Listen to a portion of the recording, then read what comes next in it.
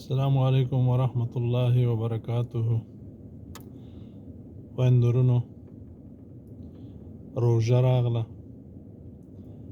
او د خپل وطن ناخوالې زموږ او ستاسو په مخ کې دي. د نیمو نه زیات کورنۍ چې دي نادارې دي، خوراک ته شی نه لري. هغه مسلمانان چې هغوی شتمن دي، یو څه کولی شي، صدقات، خیراتونه، زکاتونه، هغوی خو د همدانن داسې مرستې وکړي چې د دوی په کار راشي او دغه خلک د روژې په میاشت کې روژې ونیسي او تاسو ته دعاګانې وکړي، ستاسو دنیا او آخرت ورباندې ښایسته شي، چې دا د خدای پاک امر دی په موږ او تاسې.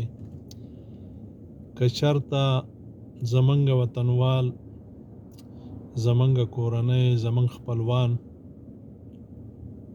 روژه ماتي ته شی ونه لري، پیشلمي ته ونه لري، بچي وږي تږي د اغوستو د سرپناه او موږ سره په کورونو کې په صندوقونو کې پیسې ایښې وي، د دې به پوښتنه کېږي. تاسې ټول پوهیږئ، خو د هر چا د زړه درد وي، ولې چې په هرې کوڅې کې او په هر ځای کې جومات دی او نن سبا خو لسپیکرې دي او بیا داسې وخت راغلی دی چې نن سبا میرمنې عالمانې دي، تبلیغیان ګرځي، علما دي، طالبان دي. نو د اسلامي مملکت یا د اسلامي نظام معنا دا نه ده چې بس کوته کې در پسې راخیسته او ته یې کوې. نه، د هر سړي په ځان کې دغه اسلام چې دی لږ تر لږه دومره وکړئ چې خپل کپ د خپل ګاونډي سره نیم کوئ. که ستا ګاونډی ښه وي، د ښو نه معنا دا ده چې مطلب دا دی چې یو څه ولري، هغه به تا ته هم په کاسې کې څه راولګي. ګټې به یې دا وي چې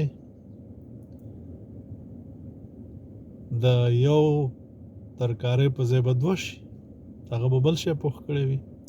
او که غریب یو ته یو ډوډۍ ور ولګي او لږ په کاسې کې یو شی ور ولګي، په دې باندې مه شرمېږئ چې دا لږ شی دی، لږه میوه ده، لږه ترکاري ده، یو ډوډۍ ده. عزیزانو، خدای پاک د ذرې ذرې حساب کوي د نیکیو او د ذرې ذرې بدیو حساب کوي. او راشئ د جنت په تمه یې مه کوئ، د خپل وجدان، د خپل انسانیت چې د زه د انسان یم، څومره درد لرم، دغسې هر سړی درد لري.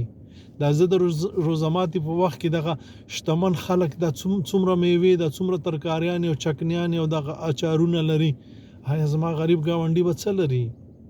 دغه درد که ولرئ، دا تاسو ته د خدای رضا نصیب کوي او خدای چې راضي شو هر څه ستاسو دی. هر څه د مطلب دپاره مه کوئ. الله په سبحان الله جنت، په الحمدلله جنت، په روژه ماتي جنت، په روژې نیولو جنت، دا خو غټه مطلب پرستی ده.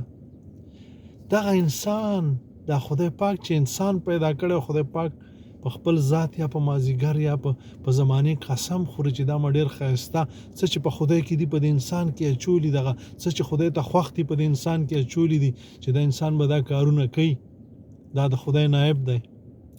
نو کله چې دا کارونه کوي، خدای پاک راضي کېږي او خدای پاک چې راضي شو، کار جوړ دی. دغه د خدای رضا زموږ مقصد ده، ولې چې موږ خدای پاک را لېږلي و دې نړۍ ته، او بس خدای چې رانه راضي شو، هر څه جوړ دي. الله مو ښاد و آباد لره، په هیر مو نشي، لږ تر لږه خپل کپ د خپل ګاونډي سره نیم کوي. السلام علیکم ورحمت الله وبرکاته.